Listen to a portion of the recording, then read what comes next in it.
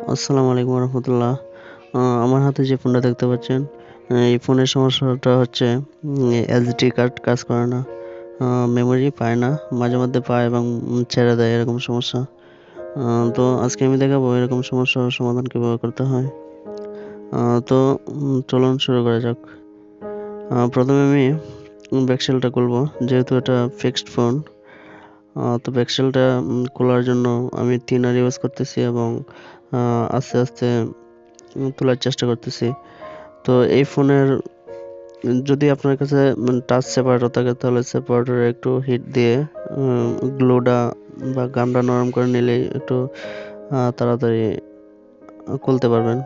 তো আমি একটু সময় নিয়ে আস্তে আস্তে থিনার ইউজ করে এবং হট এয়ার গান দিয়ে একটু তাপ দিয়ে তারপর খোলার চেষ্টা করতেছি, দেখতে পাচ্ছেন। তো এগুলা খোলার ক্ষেত্রে একটু সতর্কতার সাথে খোলার চেষ্টা করবেন। তো দেখতে পাচ্ছেন খুব সেফলি এটা আমি খুলতে পারলাম এবং এখন আমি স্ক্রুগুলো আস্তে আস্তে খুলবো। খোলার পর আমি দেখাবো যে এই সমস্যাটা আসলে কোথা থেকে আসে এবং সমস্যাটা সমাধান হয় কিনা। তো এই মেমোরি আসে না, সেটা আসলে দেখানোর ইয়ে হয়নি। আমি ভিডিও একটু পরেই চালু করছিলাম এবং এর আগে কাস্টমার থেকে জানছি এবং নিজেও ট্রাই করছি যে মেমোরি আসে কিনা। বারবার মেমোরি খুলে আবার লাগিয়েছি, কিন্তু কোনো কাজ হয়নি। তো এটা দেখাতে পারিনি, সেজন্য দুঃখিত।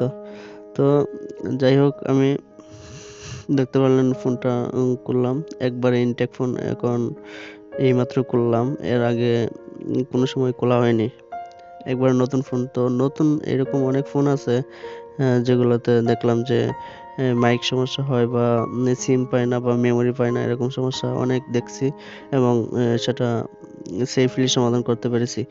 তো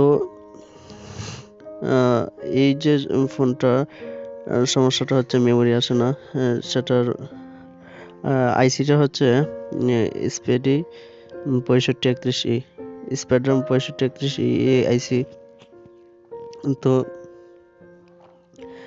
ইদানিং যত নতুন ফোন আছে, ফিক্সড ফোন হোক বা অন্য ফোন হোক, সব ফোনের মধ্যে এসপিডি 6531E আইসির যতগুলো আছে, বেশিরভাগই এগুলোতে এরকম সমস্যা দেখা যাচ্ছে যে মাইক কাজ করতেছে না বা সিম পাচ্ছে না, আরও অনেক সমস্যা। তো এই সমস্যাগুলো আসে মূলত সিপিইউ থেকে, বা কিপ্যাড কাজ করে না। তো আমি এর আগে একটা ভিডিও দিয়েছি, হয়তো দেখতে পারছেন যে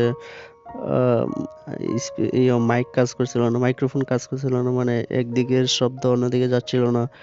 একটু জোরে কথা বললে তখন অন্যদিক দিয়ে হালকা শব্দ শুনতে পাচ্ছে, এরকম। তো আমি সম্পূর্ণ ফোনটা করলাম। এখন আমি যেহেতু সেটা নতুন ফোন এবং যাতে কাস্টমার একটু বেশি দিন ইউজ করতে পারে, সেজন্য আমি আইসির স্টিল প্যাডেলটা আস্তে আস্তে হিট দিয়ে খুলছি, যাতে পরবর্তীতে লাগানো যায়। তো এই 300 ডিগ্রি তাপমাত্রায় আমি আস্তে আস্তে করে হিট দিচ্ছি এবং টুইজার দিয়ে তোলার চেষ্টা করতেছি। তো এই ক্ষেত্রে দেখতেই পাচ্ছেন যে কোনো দিক দিয়ে টুইজার ঢোকানোর জায়গা পাচ্ছিলাম না। তখন এই যে আপনার যে ছিদ্র থাকে স্টিল প্যানেলের উপর, সেই ছিদ্রের মধ্যে আমি টুইজারের মাথা ঢুকিয়ে তারপর আস্তে আস্তে তোলার চেষ্টা করতেছি এবং 300 ডিগ্রি তাপমাত্রায় হিট দিচ্ছি।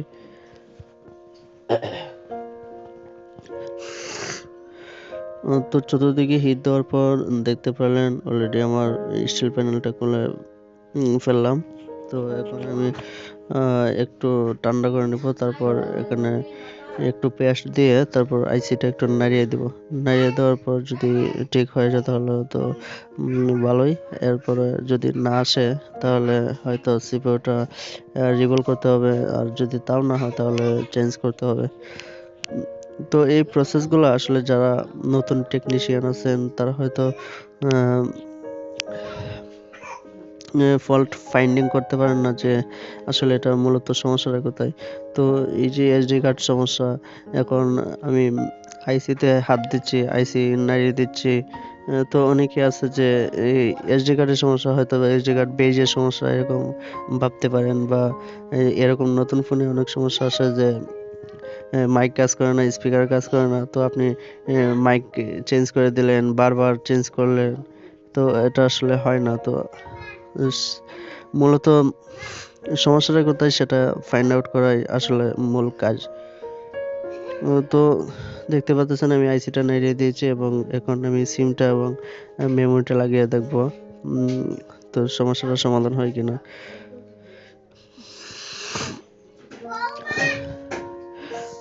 তো দেখতে পাচ্ছেন ফোনটা অন হয়েছে এবং আমি এখন মেমোরিতে যাব। তো দেখতে পাচ্ছেন মেমোরি পেয়েছে এবং মেমোরির মধ্যে ফাইলগুলো শো করতেছে।